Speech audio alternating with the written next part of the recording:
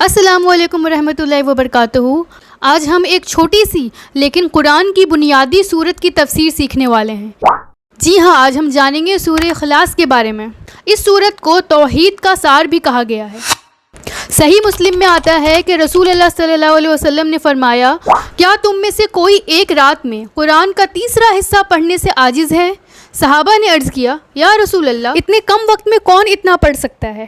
آپ صلی اللہ علیہ وسلم نے فرمایا، سورہ اخلاص یہ قرآن کے تیسرے حصے کے برابر ہے۔ یعنی اگر آپ سورہ اخلاص کو ایک بار پڑھتے ہیں تو آپ کو اتنا ثواب ملتا ہے جیسے کہ قرآن کا 1/3 حصہ پڑھ لیا ہو۔ اس کا مطلب کہ اگر آپ اس سورت کو 3 مرتبہ پڑھتے ہیں تو آپ کو ایک مکمل قرآن پڑھنے کا ثواب مل سکتا ہے انشاءاللہ۔ سورہ اخلاص ہمیں صرف ایک عقیدہ نہیں سکھاتی، بلکہ یہ ہمیں زندگی کا اصل رخ بتاتی ہے۔ یعنی صرف اللہ پر یقین رکھنا، صرف اللہ ہی سے محبت کرنا اور صرف اللہ سے ہی امیدیں لگانا۔ اس ویڈیو کو پورا سننے کے بعد آپ اس سورت کے بارے میں اتنا زیادہ جان جائیں گے کہ آپ اپنے دل سے سارے جھوٹے سہارے کو مٹا دیں گے، اور آپ کے من کے اندر سے یہ آواز آئے گی کہ قل هو اللہ احد، میرا رب صرف اللہ ہے۔ تو آئیے سورت کا تفسیر دیکھتے ہیں، ہر ایک آیت کو ذکر کریں گے اور ریئل لائف لیسن بھی سیکھتے ہیں۔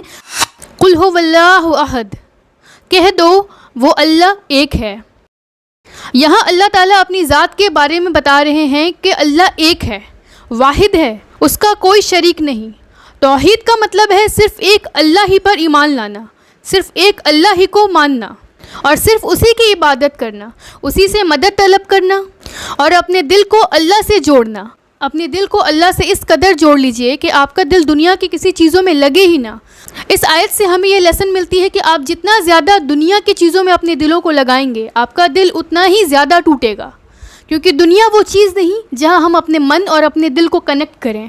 آج کے دور میں لوگ اپنی ضرورتوں کے لیے کئی دروازوں کو کھٹکھٹاتے ہیں، نہ جانے کہاں کہاں جاتے ہیں، یہاں تک کہ غیر اللہ کا راستہ بھی چن لیتے ہیں جو کہ شرک اور بدعت کی طرف جاتا ہے۔ سورہ اخلاص میں اللہ تعالیٰ ہمیں سکھاتے ہیں کہ اصلی مددگار صرف اللہ ہے۔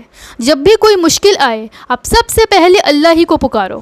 آیت نمبر 2، اللہ الصمد، اللہ وہ ہے جو سب سے بے نیاز ہے اور سب ہی اس کے محتاج ہیں۔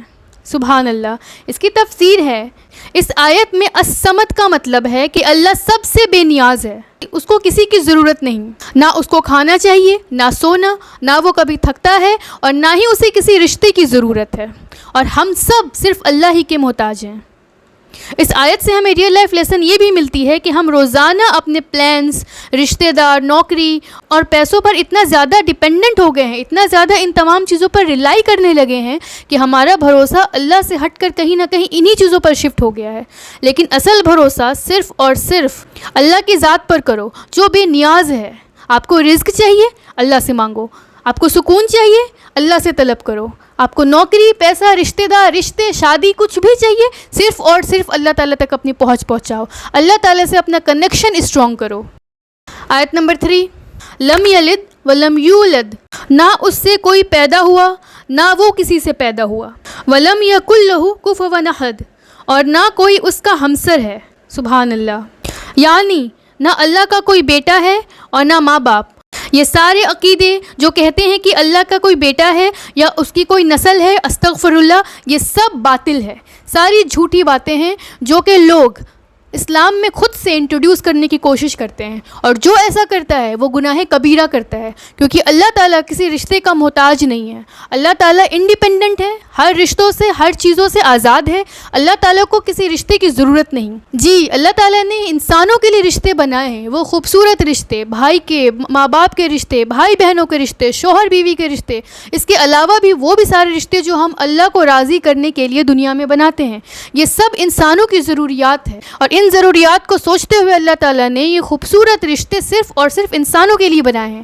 اللہ تعالیٰ انڈیپینڈنٹ ہے، اللہ کو کسی رشتوں کی ضرورت نہیں، کسی سہارے کی ضرورت نہیں۔ سبحان اللہ۔ انسانی رشتوں سے اللہ کو نہ تولیں۔ انسان کا سلسلہ والدین سے ہوتا ہے، لیکن اللہ کے لیے ایسا کچھ نہیں۔ اس کا مطلب یہ بھی ہے کہ آپ کا رب ہمیشہ تھا اور ہمیشہ رہے گا۔ تو جب آپ کے دنیا کے رشتے ٹوٹنے لگیں تو اللہ کا ہاتھ تھام لیجئے، اللہ کا رشتہ آپ کے لیے ہمیشہ قائم رہے گا۔ وَلَمْ يَكُنْ لَهُ كُفُوًا أَحَدٌ، اللہ کے برابر کوئی نہیں۔ اس آیت میں الاحد کا ذکر آ رہا ہے۔ الاحد مطلب the one and the only one، یعنی اللہ کے برابر اور کوئی نہیں، نہ اس کے ساتھ کمپیئر ہو سکتا ہے اور نہ اس سے کسی کی کمپیریزن کی جا سکتی ہے۔ اللہ کی شان کسی اور کی جیسی نہیں، کیونکہ اللہ کی شان و شوکت صرف اللہ ہی کی ہے، اس کا کسی سے کوئی مقابلہ نہیں۔ سب سے اوپر، سب سے بلند، سب سے پیور ذات صرف اور صرف اللہ ہی کی ہے، سب سے پرفیکٹ ذات صرف اور صرف اللہ ہی کی ہے۔ ہم کبھی کبھی اللہ کے ساتھ کسی اور کو برابر کر دیتے ہیں، استغفر اللہ، اور اسی گناہ کو شرک کہا جاتا ہے، اور یہ شرک اتنا بڑا گناہ ہے کہ اللہ تعالیٰ خود کہتے ہیں کہ میں تمہارے سارے گناہ معاف کر سکتا ہوں لیکن شرک نہیں۔ شرک اتنا بڑا گناہ ہے کہ اس کے لیے آپ کو گریو پنشمنٹ بھی ملتا ہے، یہ ایک گریو سن ہے، یعنی کبیرہ گناہ۔ اللہ تعالیٰ شرک آسانی سے معاف نہیں کرتے، اسی لیے شرک کرنے سے پہلے استغفر اللہ آپ 1,00,000 مرتبہ سوچیے گا، کیونکہ یہ کوئی ویسا گناہ نہیں ہے جسے آپ نے کیا اور وہ فوراً ہی دھل جائے، کیونکہ اللہ تعالیٰ اپنے ذات کے برابر یا اپنے ذات کے ساتھ کمپیریزن برداشت نہیں کرتے۔ ظاہر ہے اللہ تعالیٰ is independent of anything, اللہ تعالیٰ اپنی خود کی ذات میں بلند ہے، اللہ تعالیٰ سارے کائنات کو چلا رہے ہیں، سارے مخلوق کو سنبھالا ہوا ہے۔ اتنے گناہ کرنے کے باوجود بھی اللہ تعالیٰ ٹالرنٹ ہیں، صبر کیے ہوئے ہیں، برداشت کرتے ہیں، اللہ نظر انداز کرتے ہیں اور ہمارے بڑے سے بڑے گناہوں کو معاف کر دیتے ہیں۔ تو پھر ہم کون ہوتے ہیں کہ اللہ تعالیٰ کے ذات کے ساتھ ہم کسی کی برابری کریں؟ استغفر اللہ، کیونکہ ایسا ہے ہی نہیں۔ ریئلٹی میں اللہ تعالیٰ is the one and the only one, الاحد الصمد۔ الاحد مطلب the one and the only one, الصمد مطلب the satisfier of all our needs and desires. ہماری ساری ضرورتوں کو پوری کرنے والی ذات صرف اور صرف اللہ تعالیٰ کی ہی ہے، اور اس صورت میں اللہ تعالیٰ اپنے آپ کو بہت اچھے سے انٹروڈیوس کر رہے ہیں۔ اس صورت کو جاننے اور سمجھنے کے باوجود بھی اگر آپ اور ہم میں سے کسی نے کوئی شرک کرتا ہے یا کوئی اللہ تعالیٰ کے ذات کے ساتھ کسی کو برابری کرتا ہے، استغفر اللہ، تو یہ گناہ کبیرہ ہے جو آسانی سے اس کی معافی نہیں مل سکتی۔ سورہ اخلاص ہمیں یہ یاد دلاتی ہے کہ صرف اللہ ہی کی ذات سپریم ہے۔ چلے پھر اپنا خیال رکھیے گا، ملتے ہیں اپنے نیکسٹ ویڈیو میں ایک نئی صورت کے ساتھ، اس کی تفسیر اور لائف لیسنز کے ساتھ۔ جزاک اللہ خیرن۔